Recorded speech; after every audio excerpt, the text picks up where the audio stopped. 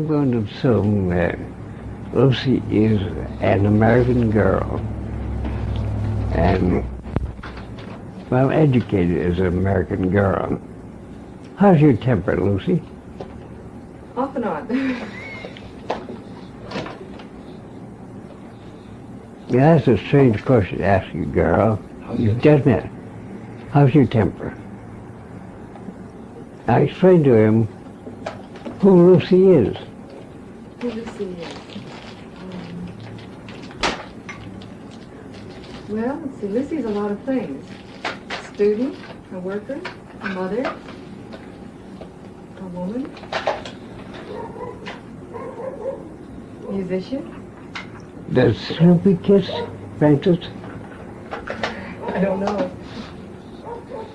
Don't you know? Snoopy? Mm, I don't have a Snoopy. I'm not that Lucy. you know who that Lucy is, don't you? Yes, I sure do. And she's bad-tempered, isn't she? Yeah, she's the crabby one.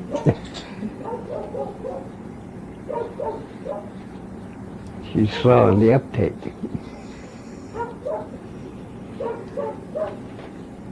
I didn't think of Lucy until I said Snoopy. Snoopy, yeah. Peanut's comic.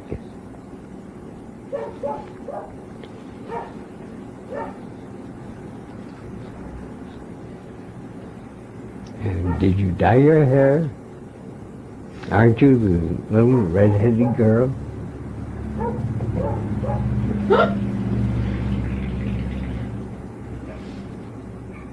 The last Peanut cartoon, Charlie kissed the red-headed girl. Didn't you see that Peanut strip? Charlie Brown kissed her, and through agony. And you're the size of a red-headed girl.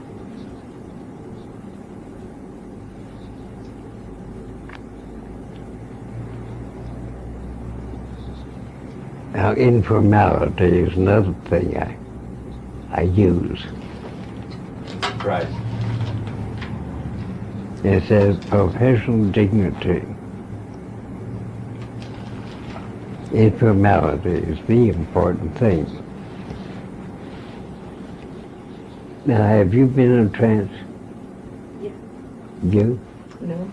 You? No. You married? No. You?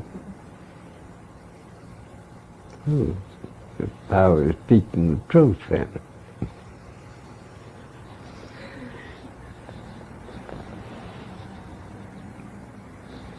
What do you think you want to know? What do I want to know today? I haven't really thought about that today. I started to tell a story about my 10-year-old daughter, Betty Alice. She liked chicken. And we usually had chicken for Sunday dinner. As the family sat down, I noticed her hands are dirty. I said, when one comes to the table with dirty hands, one washes the hands before eating. We hastily jumped out, ran in the kitchen, turned on the faucet, rinsed our hands dry, came sat down hopefully, because I was dishing out the chicken. I said, when one washes dirty dishes in the kitchen, dirty hands in the bathroom. Well, he jumped out, rushed to the bathroom, washed her hands, came out, chicken dry, sat down hopefully. I said, and one washes one's hands, one dries on a towel. He jumped out, brushed in the bathroom, washed her hands, came out drying them elaborately, and took the towel back in the bathroom, hung it up carefully, and sat down. And I said, it's now time for second helpings. I wasn't able to give you the first helping So I don't know how to give a second helping. Never came to the table dirty head again. Yeah, with your way to deal with the children, I'm asking myself, did you ever have to give your children a spanking? You know the brat, don't you? The brat is my youngest of 8 children. Beautiful, reasonable, adorable, tempestuous. In other words, a brat. And she was about 3 months old, lying in the crib. Her older brother, her mother, and I were looking at her. And her older brother said, "When she grows up, Alan and I will be our favorite brothers. And together with Dad, we will be 4 of a kind." And heaven helped the world the first time she tangled with Dad. He was 2 years old. On Sunday afternoon, all the rest of the family were reading a newspaper. She walked up to her mother and grabbed the newspaper out of her mother's hand and stood on the floor. And Mother said, "That wasn't very nice, Christina. Pick up the paper, give it back to Mother, tell Mother you're sorry. I don't have to." Every member of the family told her the same thing, and she told each, "I don't have to." She told me, "I don't have to." I nodded my head to Betty. I went in bed and lay down in bed, and she picked Christina up and put her on the bed beside me. She looked at me contemptuously. I started to scramble off the bed, but I had hold of her ankle. She said, "Wet loose, let loose." I said, "I don't have to."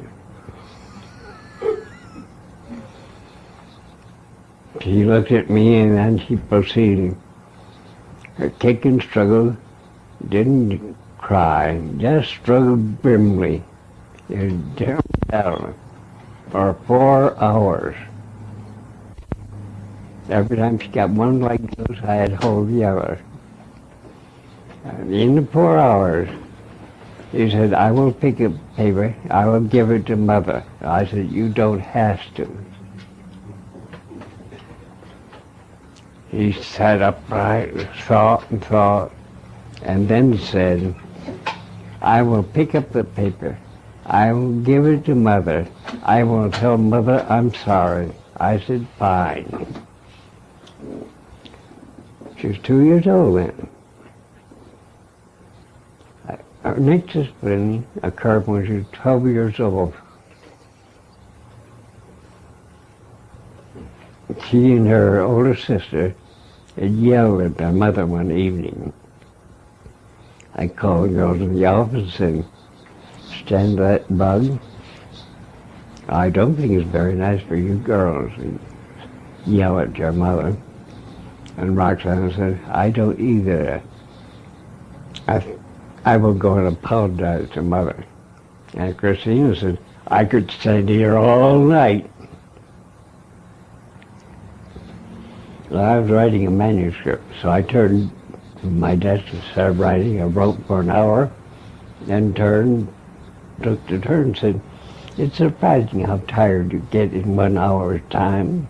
Turned back to my desk, wrote for another hour. Then I turned to her and said, "The hands on the clock seem to be moving very slowly." Turned back, wrote for half an hour, and I said, "I think it's a very stupid remark you made." He said, "So do I." Collapsed in my lap and sobbed. We finished sobbing. She went out and apologized to her mother. The next disciplining occurred when she was 15. That took a minute. 17, half a minute. And 19, few seconds. I saved me myself a lot of trouble in disciplining her.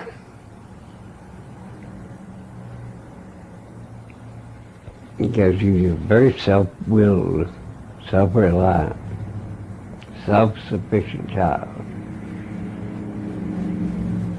And I always did my disciplining in the unexpected way. Always. All of them. Yeah, I'd like to learn more of that in that direction. I don't like spanking and yelling.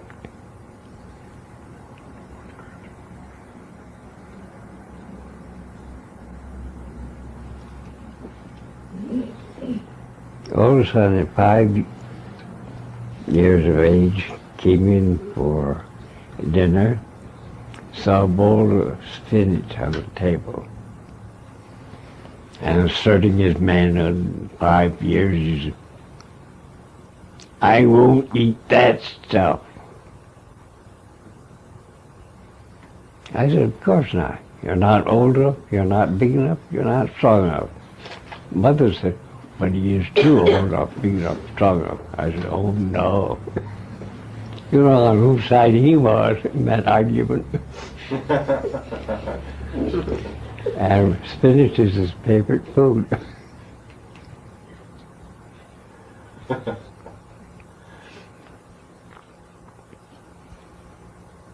Then he always sent one of our students to have dinner with us. He said he's an awfully shy boy. And he's a very clumsy boy. And he's a very sweet boy. Oh, entertain him for dinner and give him the Erickson treatment. Naturally, he spilled his glass of milk. And someone remarked, "You know, there's one in every crowd."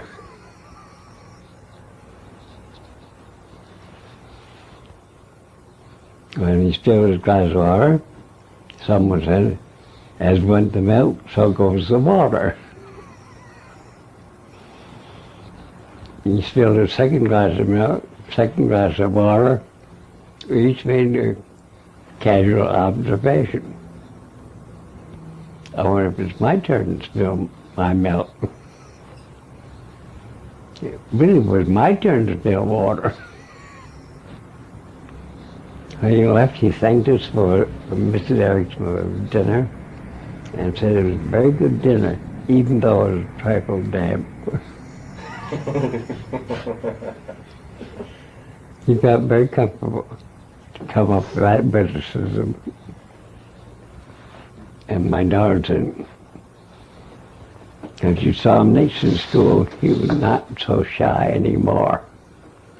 He lived through the Erickson treatment. My son Alan went to a party. He was very awkward at the time. He managed to steal a whole pitch of lemonade on the carpeted floor. And before anybody could say anything in a state of horror, he said, "When you know it, there's always one such lump in every crowd." How else could you say? He said the very word. Earl,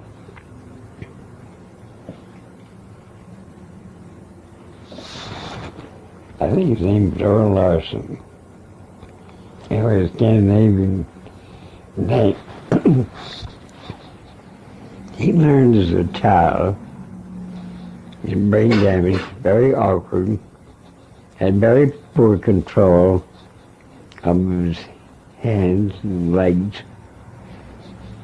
He early discovered that on a street market, set up alongside of a hedge, he had no trouble at all controlling his hand, reaching through the hedge and stealing an apple or an orange.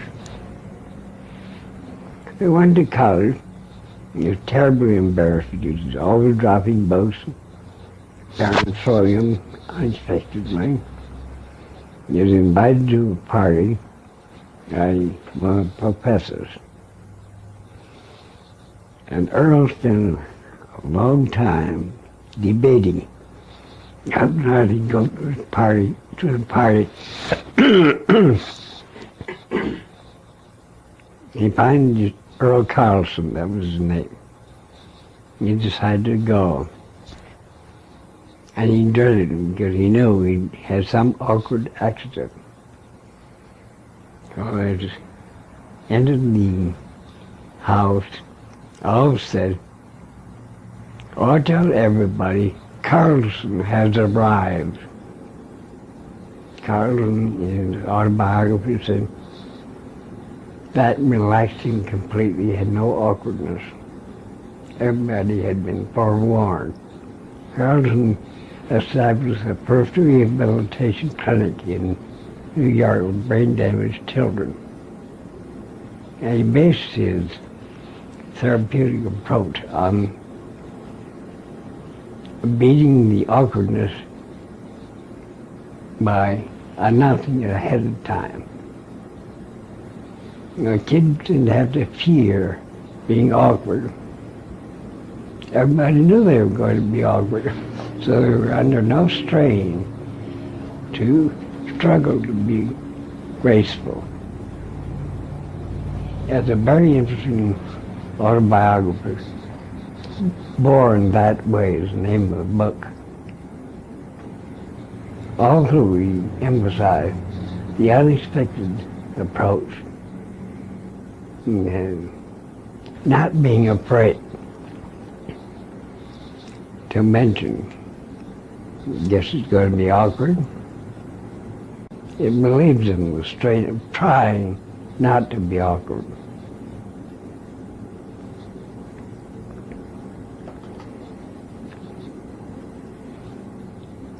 Suppose you give some instruction. You haven't been in trance, you haven't been in trance. How do you think you'd go into a trance? How do you think I would? Probably with a lot of difficulty. Sure of that? Not positive, but I think so. You think it'd take too long? Probably. You sure?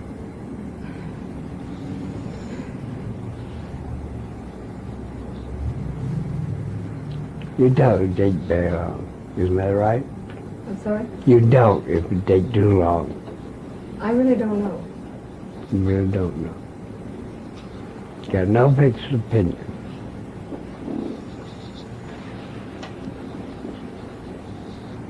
You suppose you might be going into trance right now? I don't think so. Sure? I'm pretty sure. Very sure? Honest, cross your heart, hope to die? Sure? I'm never that sure of anything. All right. What do you think a good hypnotic technique is? No, I don't know. Hmm? I don't know. Can you slide your chair over closer to me? Why?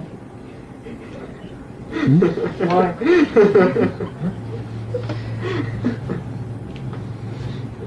Wasn't that delightful thing where she uncrossed her legs and recrossed them defensively?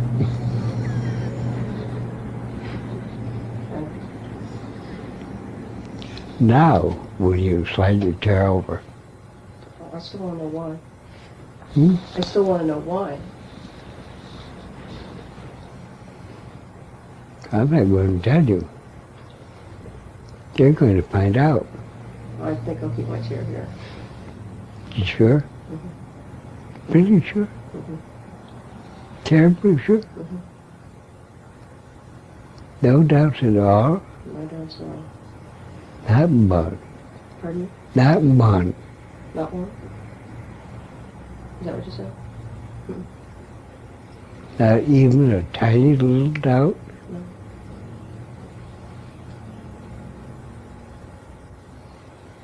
Are you getting suspicious? Mm-hmm.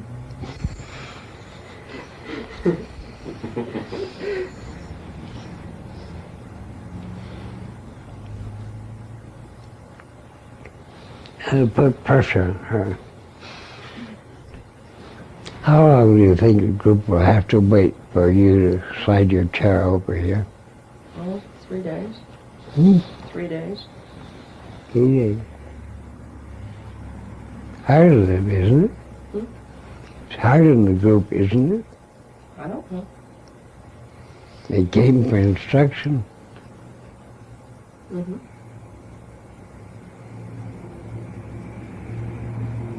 And you're walling yourself off. Mm-hmm.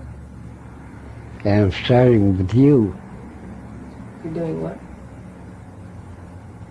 That's what you'll find out. Okay. It's okay. I didn't hear what you said. It's okay, you said. Yes. So it is okay to start with you. No. Why did you say okay? Because I didn't hear what you said. Feeling very uncomfortable? Mm-hmm. Like that feeling? Mm-mm. Think you could lose it if you move your chair over here? Mm-mm. Want to bet? Mm-hmm.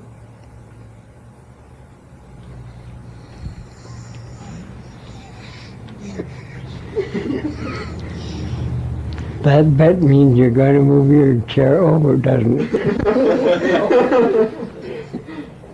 No, I'm going to stay put. And to suit yourself. Mm-hmm. You see how to maneuver a conversation. Yeah, good example. That's that? It's a good example. And thanks very much. You're welcome. Sure? No.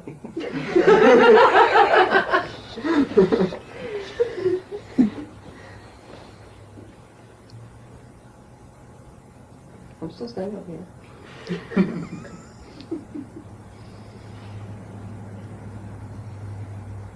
And cross your legs. Mm-hmm. Uncross them. Right now? No, I just want to sit this way. You can't do it tomorrow. It's okay. Uncross these legs tomorrow? No.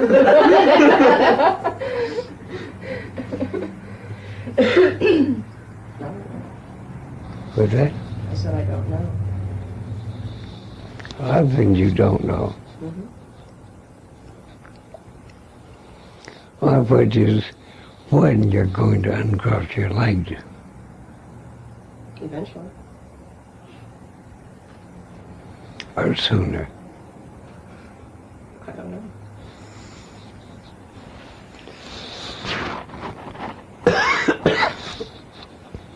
Do you think I'm being hostile? Oh, I don't know. Do you want to know? Mm-hmm.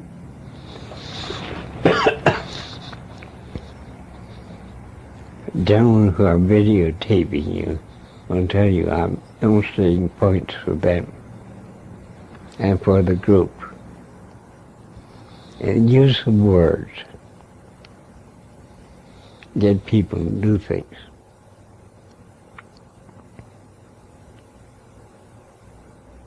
Mm-hmm. Is that perseveration?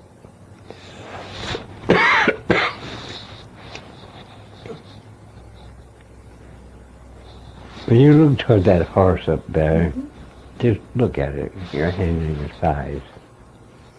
Ribs, elbows against your rib cage.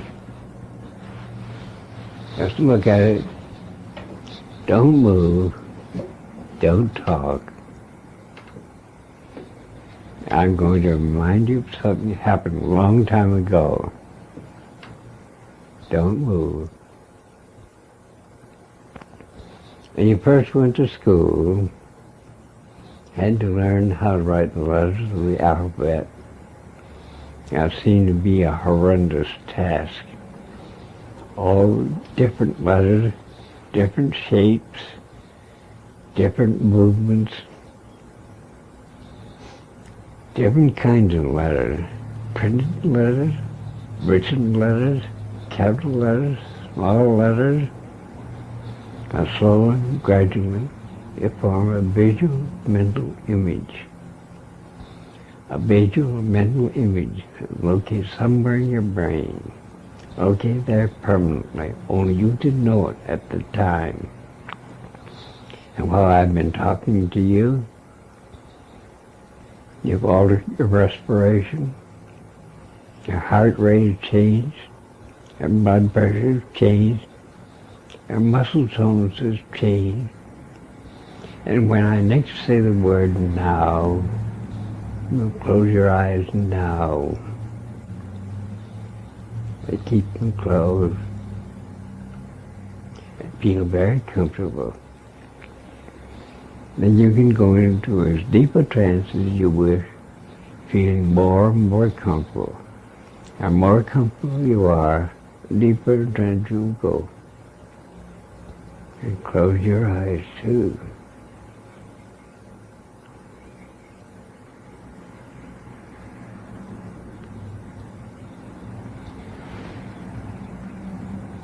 Close your eyes.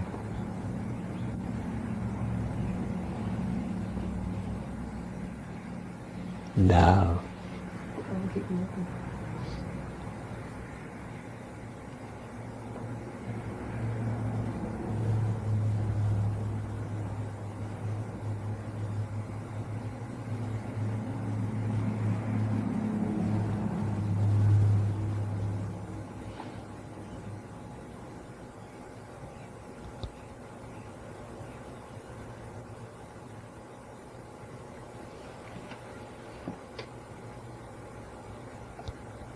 And note the altered quick response.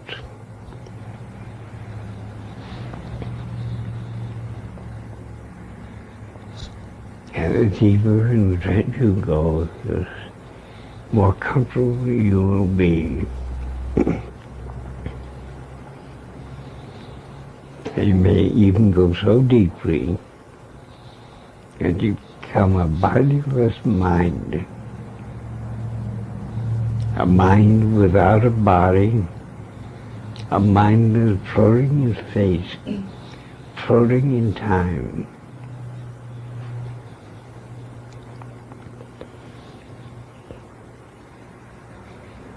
And you may hear my voice.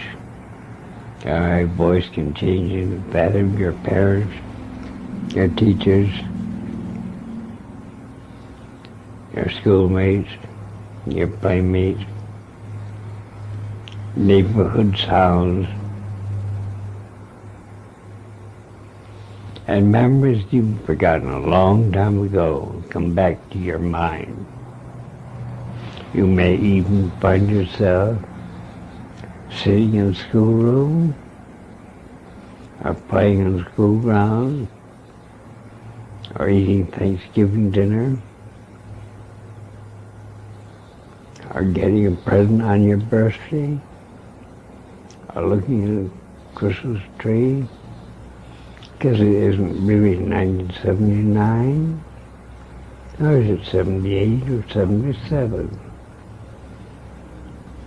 The year 75 is yet to come, and soon you'll know that somewhere in 1960, is it 1961?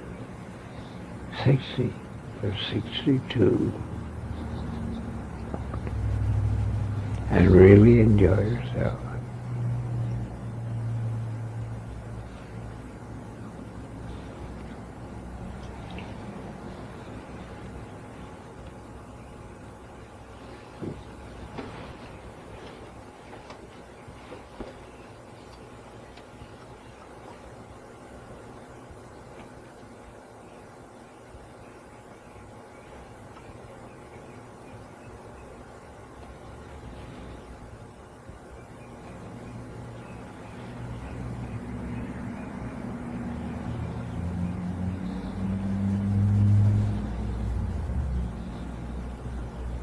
and pleasure and comfort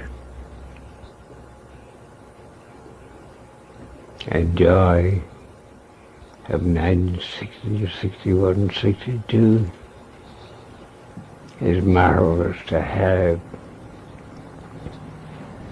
It's so wonderful.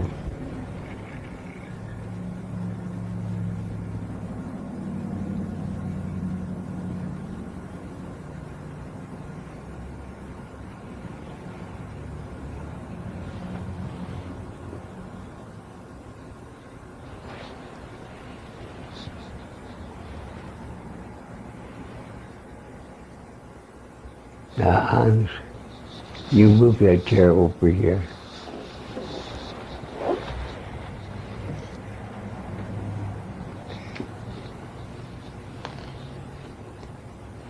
No, that chair. That chair. That chair? That chair. You want me to move this chair? Mm-hmm. With the lady in there or without? Move this chair over there. Here. You taking this chair. Take your chair back to over there.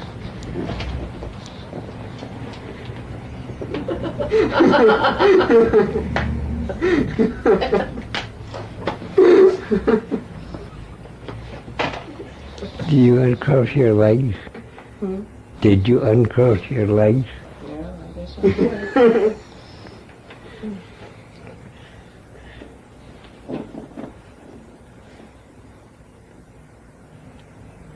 That's the way you can put pressure on.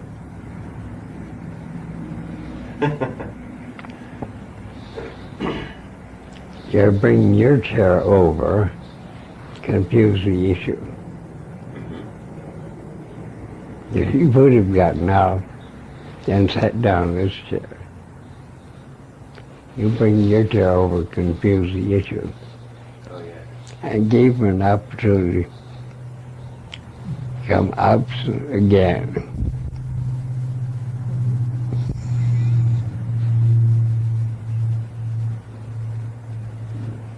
By the way, how do you like Count Dracula here? I like that. Don't come around midnight.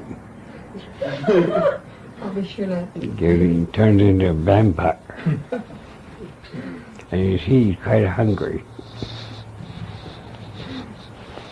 What childhood memory can you tell us you forgot about a long time ago? Just now, what I thought about. In 60 or 61, I was living in Kodiak, Alaska. In 60 or 61, I was living in Kodiak, Alaska. Say it louder. I was living in Kodiak, Alaska in 61. All right, what memories did you have? I had a big king crab. I had a big king crab that I was trying to put into a gunny sack. How long since you thought about that? About 2 days ago, I was telling somebody about it. What other childhood memory you come up with? The other was probably back in the late 30s.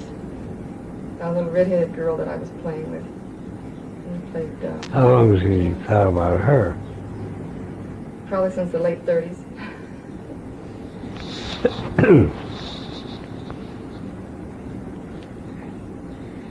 Is it Lita? Lisa. Lisa. Lita. What childhood memories?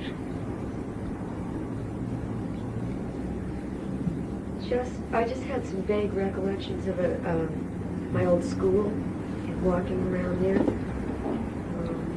Did it feel as if you were walking around there?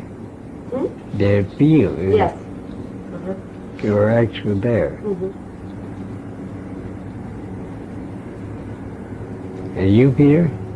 Michael, Like, when I was doing that, I didn't remember much of anything. Although just a moment ago, you asked that again, And I remembered it was a birthday. And receiving a bicycle for my birthday. A black bicycle.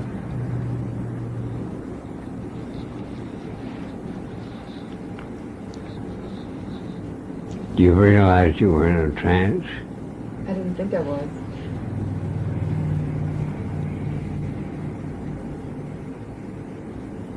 You realize that either your hands, your head, or your toes are moving almost continuously? And while you were in a trance, your toes were very much at rest. I So meditate a lot too. did you expect to go into a trance? Excuse me? Did you expect to go into a trance? Yeah.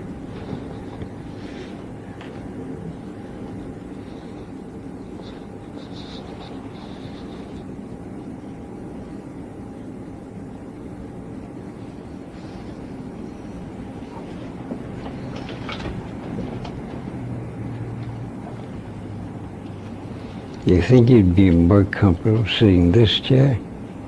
That's where the chair was. Hmm? That's where the chair was.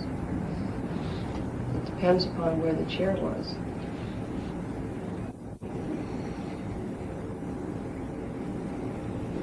I'm not a black ogre. I'm a purple ogre.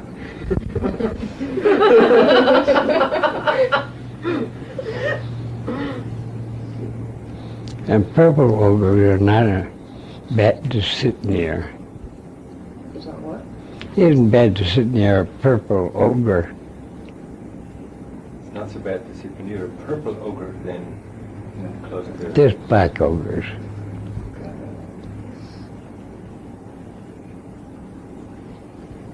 You made the first movement to standing up there, didn't you? Hmm? You made the first movement to rise, didn't you? No. Yes, you did. What was the right arm movement you made? Pardon me? Right arm movement you made. You lifted your right elbow a little bit. Why? And you controlled it immediately.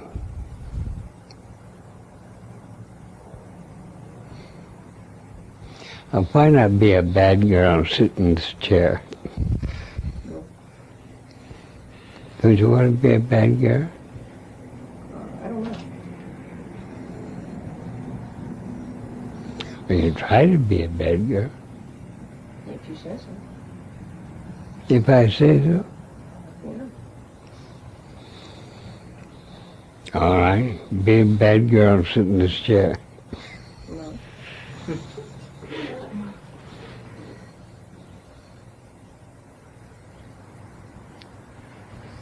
Now, if I were seeing you privately, I would keep on badgering you I imagine you will. until you finally yielded. I'm just making use of you now and show how to badger somebody into doing things. And I'm more interested in you sitting there than I am having sit here.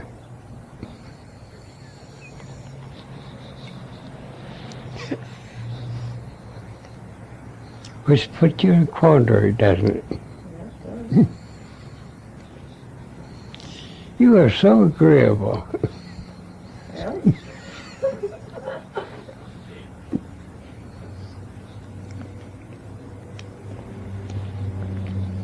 In 1930, I was demonstrating hypnosis on some medical students, and one of them absolutely refused hand levitation.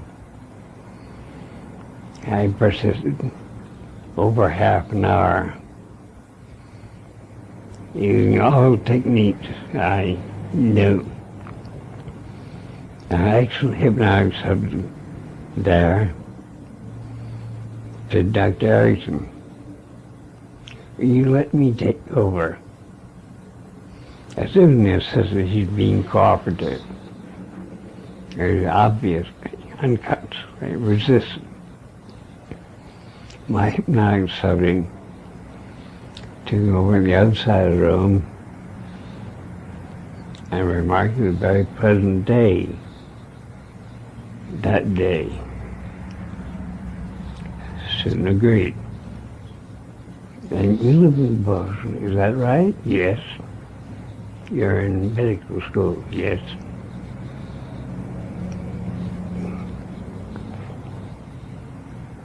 I don't know how many questions asked. We asked about 30 questions, eliciting yes.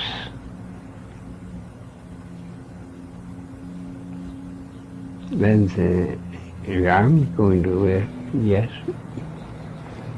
He had hand levitation. Until 1923, I was demonstrating hand levitation in Clark L. Hull's seminar. Hull had promised that, yeah, I do a lot of experiment work in hypnosis. He'd have a seminar at the university that September. You know, I was trying to demonstrate hand levitation, and the subject I knew was excellent, somnambulistic. I suggested hand levitation, hand never moved at all. I kept studying that girl, studying her, and then I had her awaken. She had a total amnesia for the trance state. I suggest you go back in the trance, levitate her right hand. I'll have to do it with my left hand.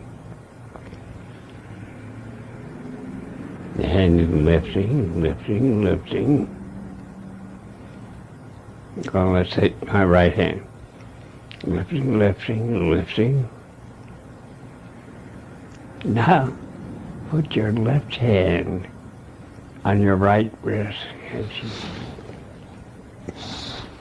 she had hallucinated levitation.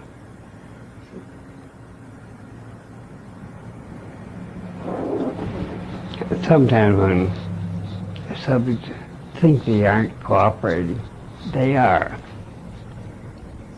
And this young lady is.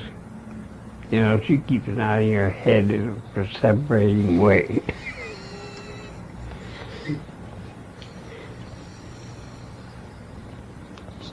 And she recognized unconsciously all the negation I put in my tone of voice. And he is not going to sit in that chair, not because he chooses, because I put enough negative in my voice to keep her from sitting there.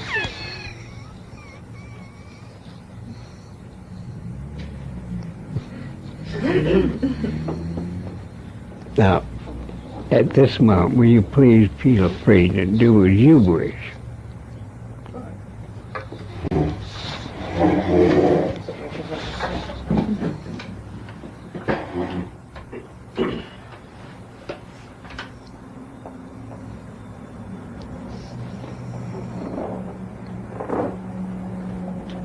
Yeah, thanks. It's all right.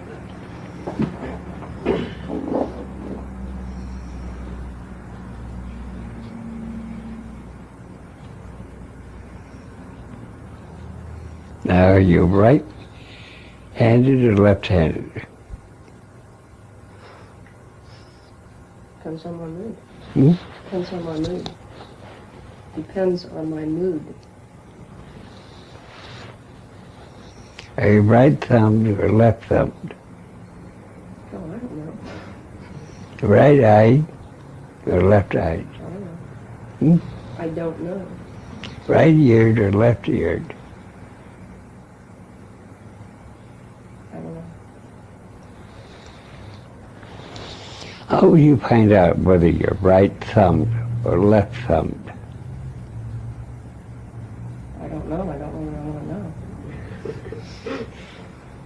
pick on somebody else.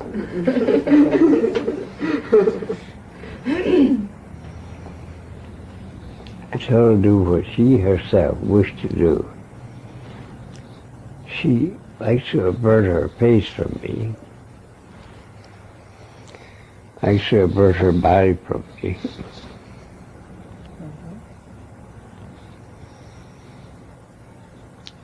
Where it gives the suggestion she's right-eared. I think, though, I wouldn't guess push ear is dominant. And do you know that people are right-eared or left-eared? Best way of finding it out is without any background discussion. Just ask the person to close their eyes and imagine they're hearing a concert in that direction. They turn their head this way, turn their head this way to listen at faint music in the distance. They're right or left eared. Now, are you right or left thumbed? What do you think you are? Left. I know you are. I don't know. You're left thumbed too. Yeah, left. Put your hands over your head like this. Go ahead. Please. I don't want to. Please do so. Go pick on someone else, please. Is that? Please do so.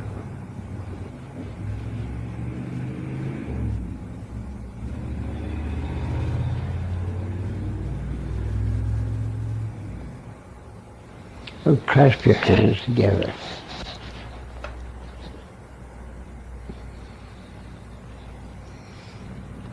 That girl is smarter than she letting us find out.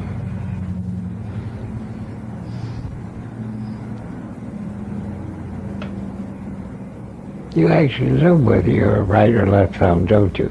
No, I never thought of. You know how to prevent revealing whether you're right or left thumb. And clasp your hands together completely. Go ahead. All right, I get out there.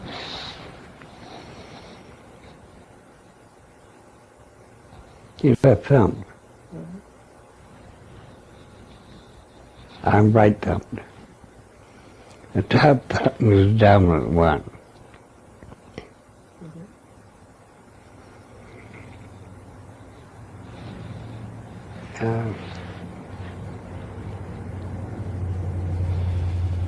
If it's anything, you break a football coach.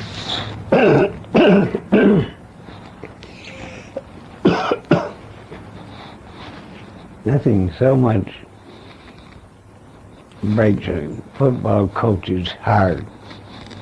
You see a 6'6" freshman, all bone and muscle, right-eyed, right-eared, right shoulder, right armed, right-handed, right-legged, right-footed, and left-hipped.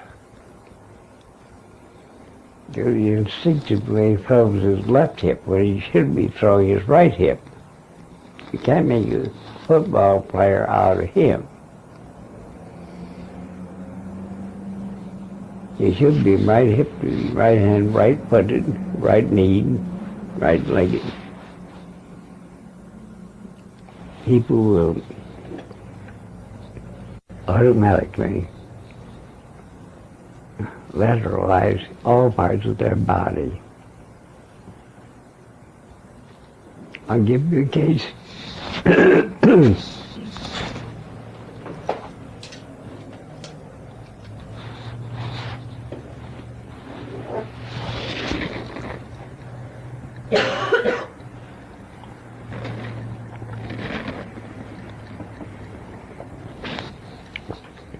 continue.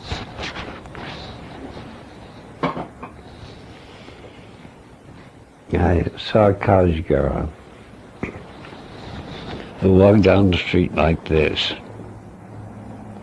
She ate in a restaurant, holding her left hand to her mouth and feeding herself underneath her hand. She was recited in class, holding her hand like this. She didn't want to talk to me about that mannerism. I finally got her to tell me why. When she was 10 years old, she was thrown through the windshield of an automobile in a crash, and she got her mouth cut. She saw a lot of blood, and she remembered that auto accident and a cut lip with all the terror of a 10-year-old child. As she grew up, thinking her mouth was horribly scarred, and she prevented people from seeing it. I finally persuaded her to let me get a glimpse of the scar. Having seen the scar, I sent her down to the library, told her to read the history of cosmetology. In so doing, she read all about beauty marks. And then I asked her, draw me pictures of all the beauty marks she'd seen illustrated in that history. I told her to draw them life-size. So we did that. And with a great deal of difficulty, I persuaded her to sketch life-size a scar on her lip. And she did it very nicely. And she found out it was star-shaped and the size of a beauty mark. And she still thought it was disfigured. I told her it wasn't disfiguring, and I would let her prove it. She looked at me disbelief. I said, no, you don't date boys. Or you accept a date with a boy, and you carry 2 handbags. You won't be putting your hand up to your mouth. And when he takes you to your rooming house, and the day's over, and he asks you for a good night kiss, you give it to him. And he's going to kiss you on the scar side of your mouth. The first one did. He thought that might be an accident. The second one did. That might be coincidence. Third one did. Fourth, the fifth. I knew beside her mouth they would kiss her on, because she would tip her head.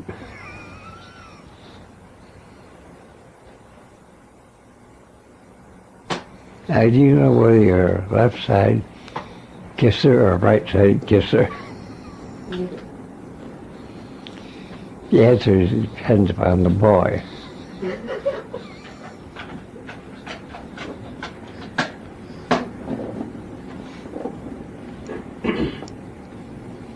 And what would you do if I moved my chair towards yours? Well, I guess we'd have to find out. Hmm? I guess we would have to find out.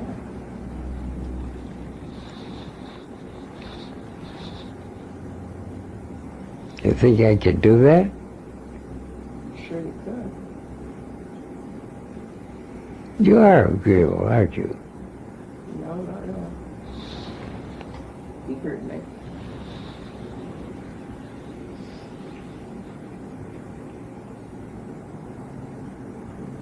What do you mean, in a certain way? What? What do you mean, in a certain way you are agreeable? That's not what I said. Hmm? That's not what I said. What did you say? I said, I'm not particularly agreeable. You're not particularly agreeable.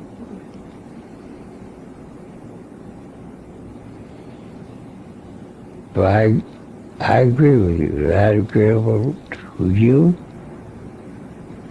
All right.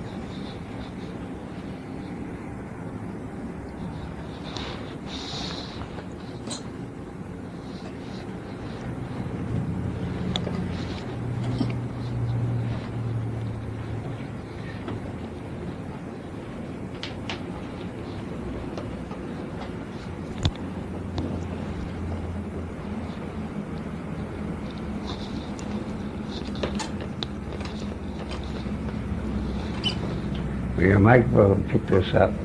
Yes.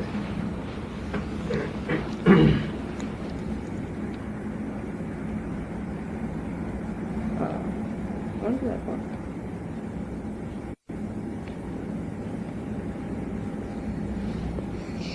What did you do when I pulled up in your hand? Pardon? What did you do when I pulled up in your hand? I resisted. What did you do when I pushed down? I gave in. I gave in. Not fully. You resisted that too. You resisted both directions.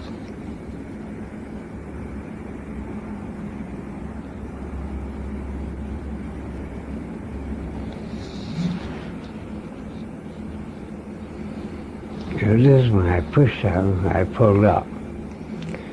I pushed to one side, when I pushed to the other side.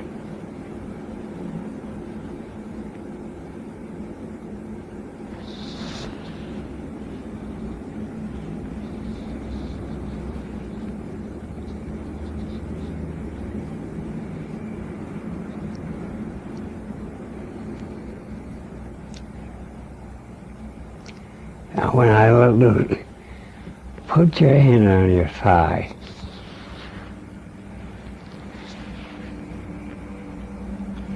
I like being guinea pigs. You're losing the game, aren't you? Hmm? You're losing the game. Not really. It's not a game. You know I want your head away from your thigh. It is.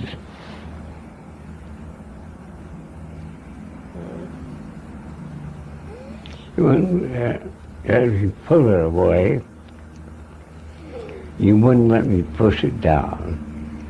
You wouldn't let me push it that way or this way. I forcibly put it out until you put it down on your thigh.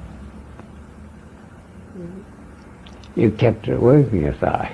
Mm-hmm. And previously, you told me you didn't want it away from your thigh. Mm-hmm.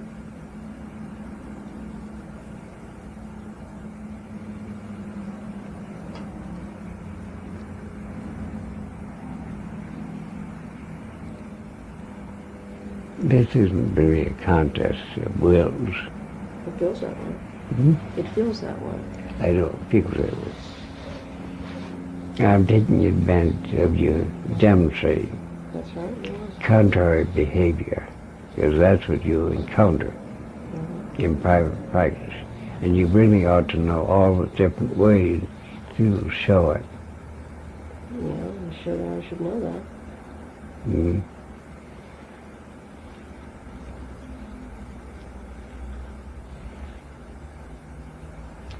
Do you know why you're not willing to learn the easy way? Mm-hmm. Could you tell us?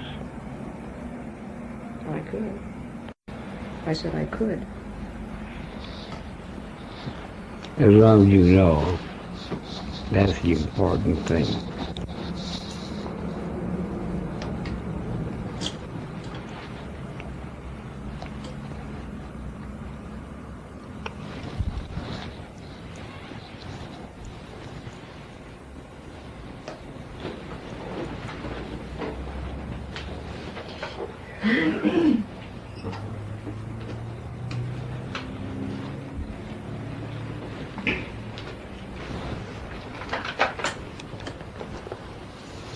Hans, will you get another folding chair? He's unprepared. You've got him at a disadvantage. Well, I was sitting one day, discussing that. Suddenly jumped out and said, "Hand it out! I want your money!" I said, "Which one of us should put the hands up?" You were confused?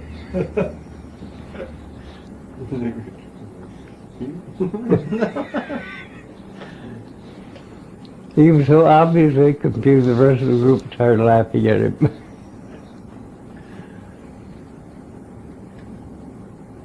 Do the unexpected thing. Medical students like to heckle their professors. In my first year, the first lecture, they started heckling me from the back of the room. I invited them courteously to take front row seats so I could hear them better. They gladly did that. Then one asked me an irrelevant question.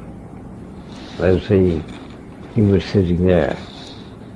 He asked the question, so I turned and said, "Yes, Mr.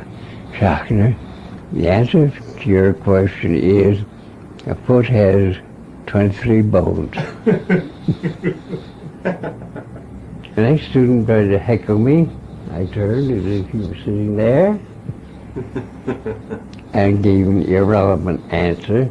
And pretty soon the class was laughing at them. That ended the heckling. We have to think about that. Yeah, that's... Because in our teaching programs, of course, there are always hecklers, right? Yeah. Always hecklers in all the seminars. And You're taught always in school by your parents or your teacher. Look at me when I speak to you. Look at me when you speak to me. So you violate that teaching and the person is lost. You change the situation. That's one technique that you use, that you have used that I like best. This is some kind of surprise, always a surprise. So you're doing the unexpected, and you don't use it anymore when you do inductions. Not from what I've seen in the last years, but I can imagine this is a very potent device to put somebody So into do trance. I.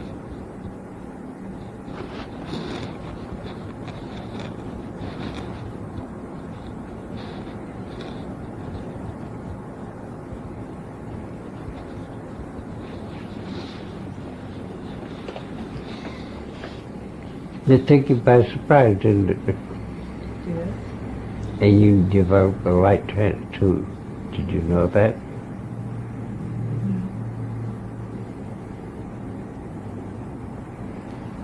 Her face became very immobile.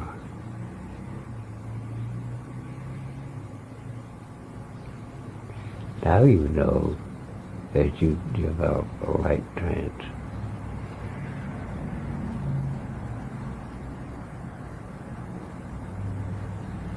And I saw it the first time too. She had the little movements. and you can learn as much while you're in trance. Only you won't know where you learned it. Just be a part of your general knowledge. I always let my residents who were hypnotized sleep during my lectures. They often reviewed a book, read a book in a trance state, and when I called on them 3 months later to give me a report of the book, they'd protest, but Dr. Erickson, I forgot to read the book. I would tell him, that's all right, that's your responsibility. Suppose you summarize for me the 3rd chapter, 7th chapter, 9th chapter. and speculating, write down what you think the author put in the 3rd chapter, 7th chapter, 9th chapter, and write out some, be surprised to find out they had summarized the chapter.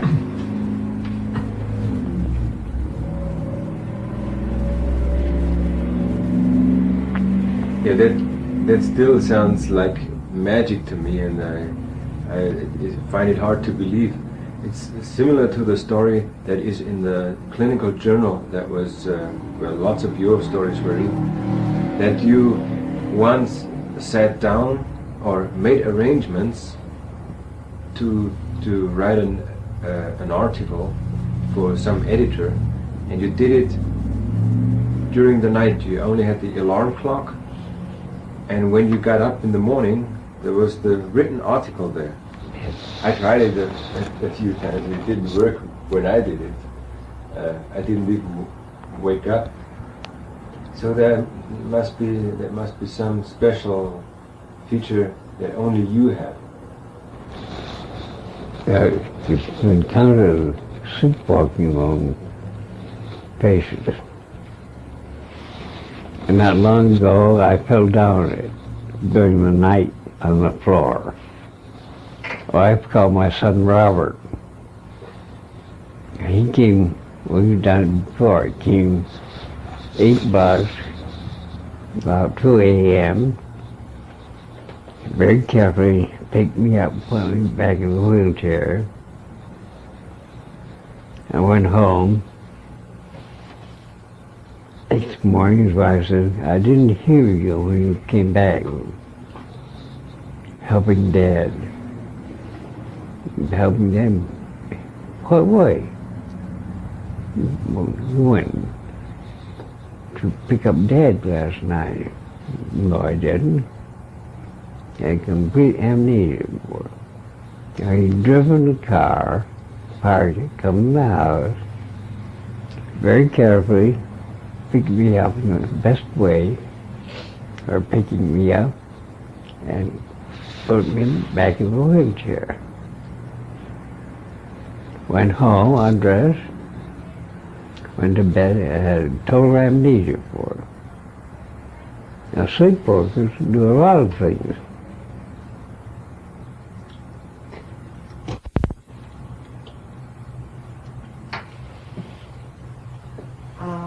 We're going to be leaving in a few minutes. And I had a phone call from Dr. Samko, and he said he had overestimated his travel efficiency, that it would be 2 o'clock. It might even be as late as 2:30. And they would come right over. And I said, well, you'll probably have a short session today. But they're going to be here tomorrow and the next day, just them. And you folks, if you're still here. And so, you know, a short session today would be okay. Then they can leave their stuff here when you have 1 o'clock. And bring them in tomorrow to see the Latin sign. The man is fertilizing the trees out there. Has he arrived?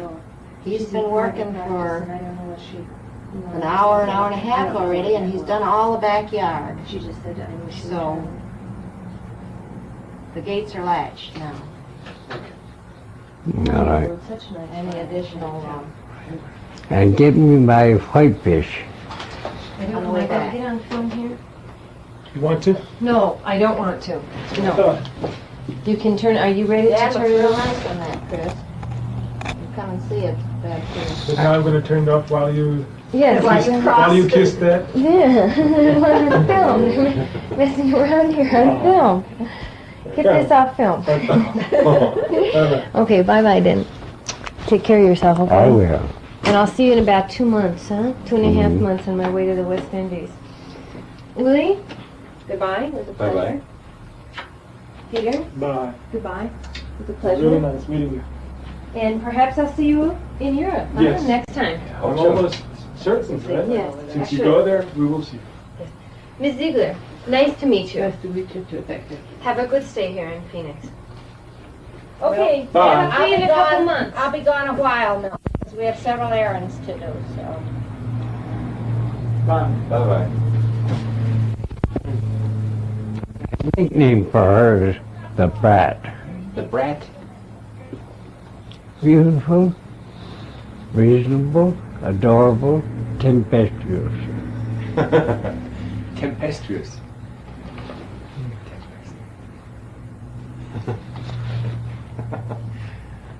And I told you about my SOB son. Mm-hmm. Your brat daughter. Yeah, he's Brad Clark. Christina is really nice. I Okay. enjoy her very much. She's super nice. But you know, the surprise technique, I don't know if it can be learned. I think it seems to be more an aspect of a personality rather than a technique you can really learn. Groucho Marx was a good surprise technique. Yeah. He's marvelous, surprise. Yeah. Groucho Marx, yeah, And do you know comic strip Little Abner, Doug Patch? No. He's marvelous at surprises. Who is that? Oh, I can't think of his name. A comic strip called Little Abner Little Abner. of Dog Patch. Little Abner of Dog Patch. Abner. A hillbilly, imaginary town of completely illiterate people. As moonbeam was fine, a beautiful girl liked to sit in the hog walls. And Indian Joe and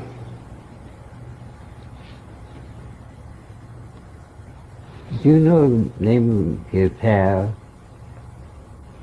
No? They made kickapoo juice. Serpentine, kerosene, gasoline, alcohol, and marinated rats and cockroaches and so on, and made an alcoholic beverage. And Little Abner had to go to a certain other village where all the girls were terribly homely. And he had to marry one of them. And so this bevy of utterly grotesque girls treated Little Abner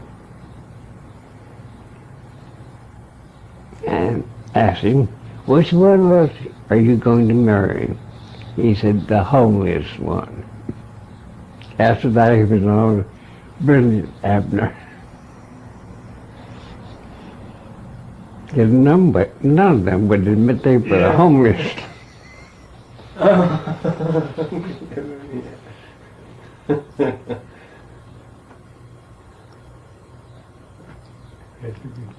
Did you often watch Groucho Marx? Do you think one can learn from him? Unfortunately, there isn't any material around of him anymore. Did you watch him often? Every chance I got. Yeah. Yeah. Me too. I would like.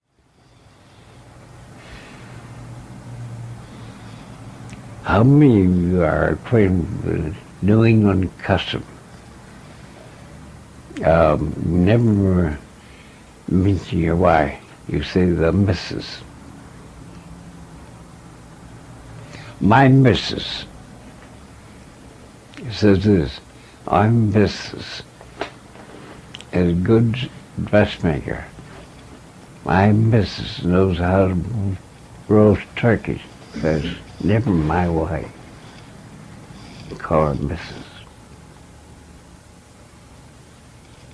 In German, saying, meine Frau. Meine Frau.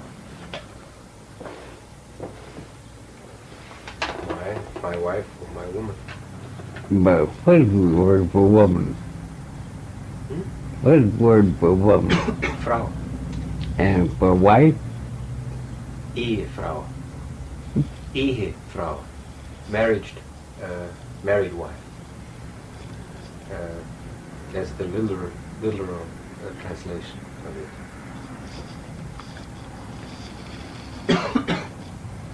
my married woman makes good cakes.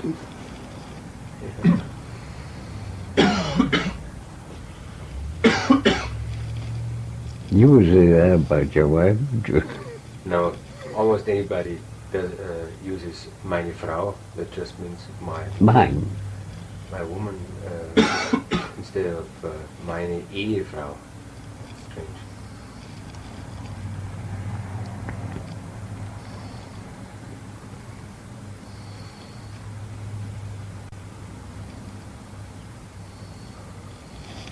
My son Mrs. a good dressmaker, as New England style. Says, hey, my daughter-in-law.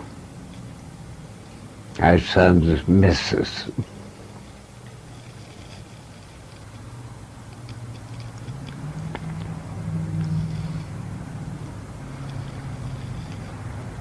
A married woman came to me and said, I've been married 16 years. My husband likes to make love to me. I enjoy it. But I never have had an orgasm. Is it possible to have an orgasm? And that's all it was. I said, no, you have your husband come and see me. I put her in trance and told her the same thing. And I'll tell your husband how to give him an orgasm. And so I instructed the husband. And one night when we returned from work, he was at the stove, frying some meat. He grabbed her, pulled her onto his lap. I sat in a chair. He pulled up her dress, had intercourse with her. Sitting on his lap, he kept protesting. He disregarded her protest, and she had an orgasm, being taken by surprise. And she said, I wonder if I could have another orgasm. The doctor told me what to do about that. One Sunday, she was lying on the couch reading a paper, the Sunday paper, and he was reading another part of the paper. And the cups beside the window, as she looked at a neighbor's house, or you could actually look in the neighbor's house through their window. You get a good clear view. He suddenly that day pounced on her, had intercourse with her, and he kept saying, bind us down. Maybe the neighbors will see him. She had another orgasm. Taking her by surprise. It's always necessary. I treated premature ejaculation. I use the hypnosis to fill a man's mind with doubt.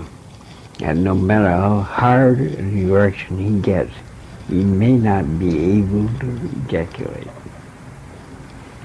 One doctor came to me and said, I was 20, I went to Brazil, and my experience so soured me, I haven't been able to get an erection for 20 years.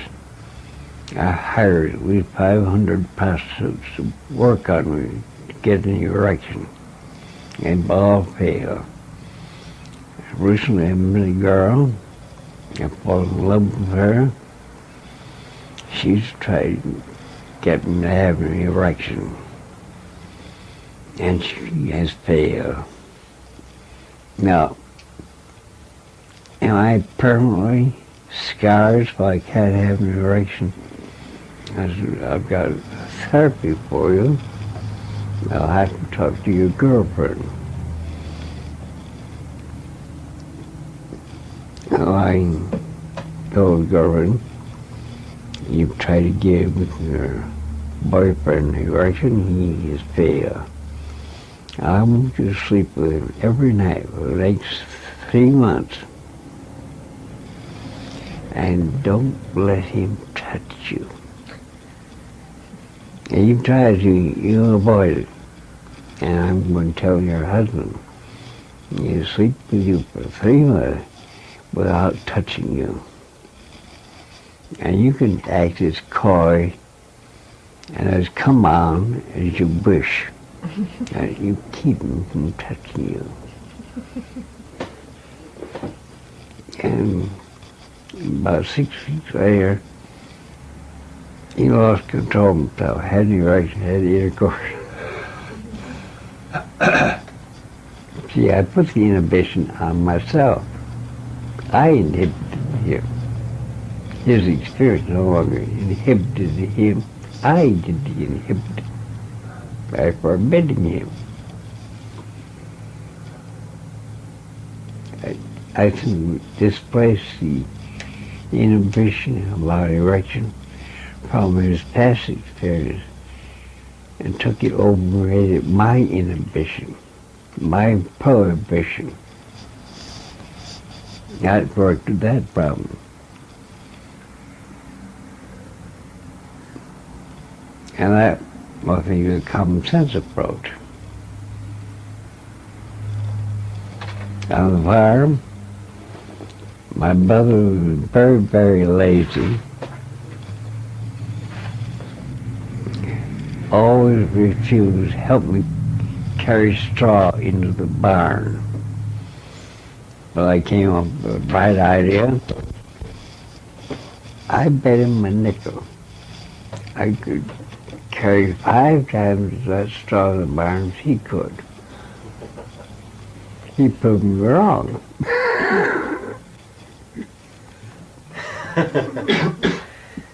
So he just had one victory, but you had another one. That's right. Next time I bet him I could carry 4 times as much.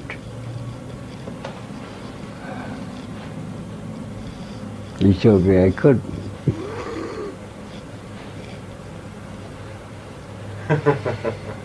Then I bet him I carry a larger forkful of straw than you can. Haven't worked out of him. With patience, you do make the same sort of commonplace approach. That's plain common sense. There was a similar story once when I came first to you. You told me about some publisher who had a complete edition of, I don't know who he was, maybe Mark Twain, and how you got it for a very, very low price. I don't recall the whole story here, but it was a beautiful story. Oh, yes. Publishers reminders sales. And some of their readers will be published. Some man who specializes in selling off the remaining stock of books.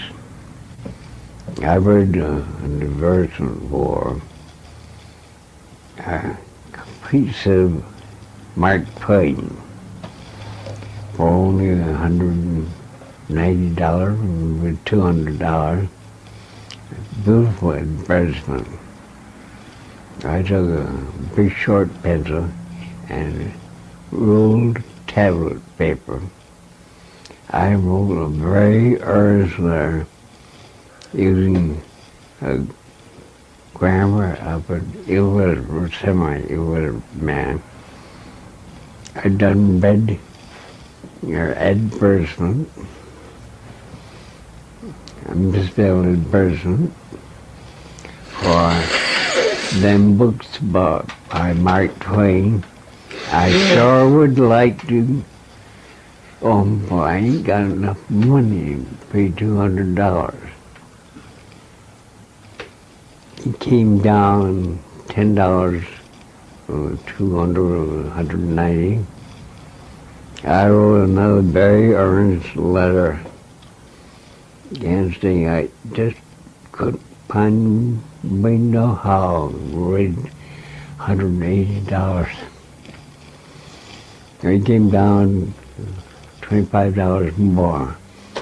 I wrote again, nice, piteous, pleading letter, illiterate. I finally got that book for a set of volume for $5. Mark Twain would have loved that.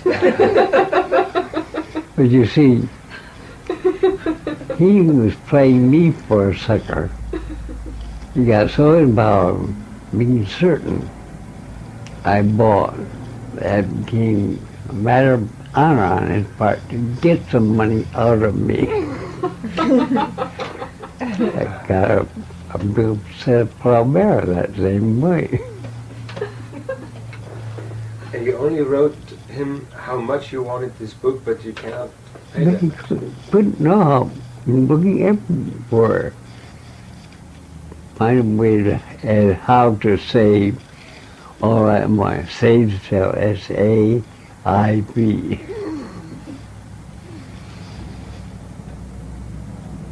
I enjoyed writing those letters. Do you know that Protestant religion of Scientology? We had a dog, a basset named Roger. At home, there you can follow my example. He wrote in Roger's name a semi-illiterate, misspelled letter to the Scientology group, seeing as how he would like to become an auditor, a clear. The High Court went on for years. They offered to invest his $500 savings that he earned as a night watchman. They offered to make him a traveling representative to Africa. They finally made him an auditor. They wasted so much money on postage. Betty had that stack of literature that Roger received.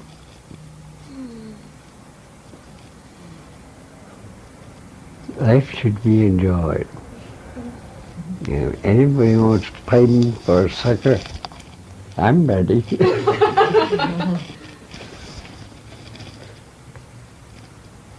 Why?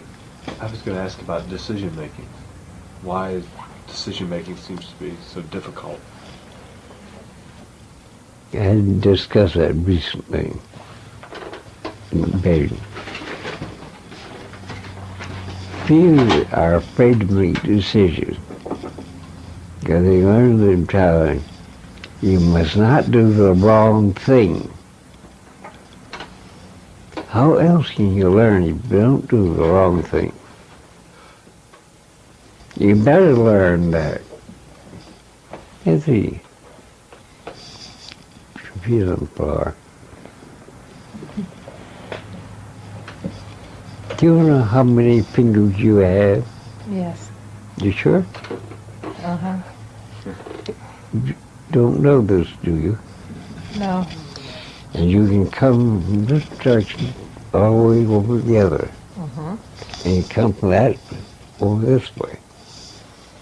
And you add the number of digits there, it was told here, and get the right number. Is that right? Yes. Oh, you count them. I'll point. 1, 2, 3, 4, 5, 6, 7, 8, 9, 10. That's your count. I think you've got 11 fingers. You do. That's it. I'll prove it. What? I'll prove it. Okay. 10, 9, 8, 7, 6, and 5 makes 11.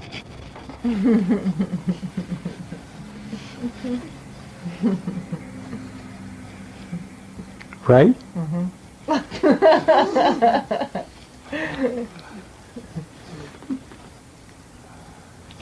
We're small children, has a wonderful way of steps to go forward with it. Now, do you know your right hand from your left hand? Mhm. You sure? I don't think you do. You don't? No. Put that hand behind you. Which hand is left?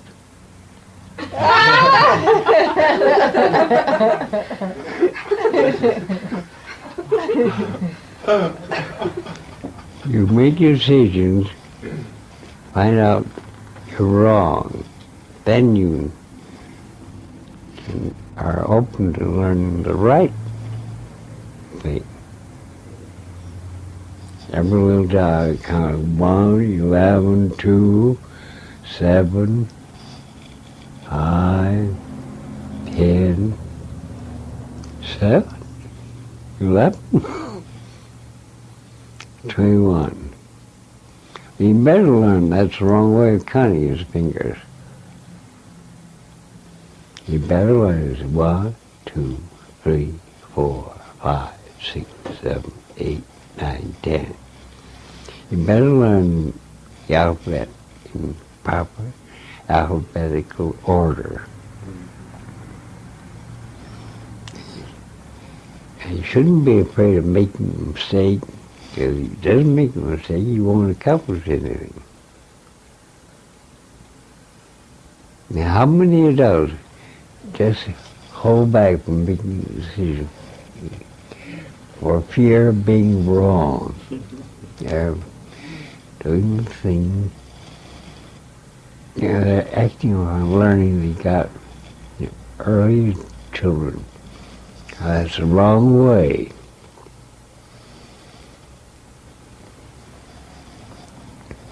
You teach a child to count his fingers, and you miscount them, so you see. Oh, you didn't count them exactly right, but this time you get more closer to the right way of counting. Our teacher marked your spelling lesson, all the spellings. In college I did an experiment. I took a group of students who did not know how to type. I had them learn to type in a standard way. So we could type a whole page without an error. I corrected every bit of copy. They turned into underlining mistakes. Another group, I had type, and I turned in the copy, underlined every part of every word was done right. They learned to type correctly, more rapidly than the other students who had their errors pointed out. I had the right letters underlined. My son Robert asked me when he was attending grade school, my two best friends can't spell. I If was married 10, 50, or 20, my spelling lesson gets marked 85, 90, 95. Now, when you teach them how to count, I can't really do that, Robert, about consulting your parents, and I can't do that. I'll tell you what to do. You can be certain you have your spelling lesson with you, and if your friends have their spelling lessons with them. Mark copy corrected by the teacher. I'll come over and pick you up to drive you home. I'll offer to drive the boys home. And we're riding along. You tell me what mark you got in your spelling lesson. I'll pull up the car. I'll look over your spelling lesson. I'll get it. That's right, you got this word right, and this word, and this. And grade 90. You turn to the boys and have you got your spelling lesson with you? Yeah, you see it. You didn't show it to me. I insisted. I looked at it. My goodness.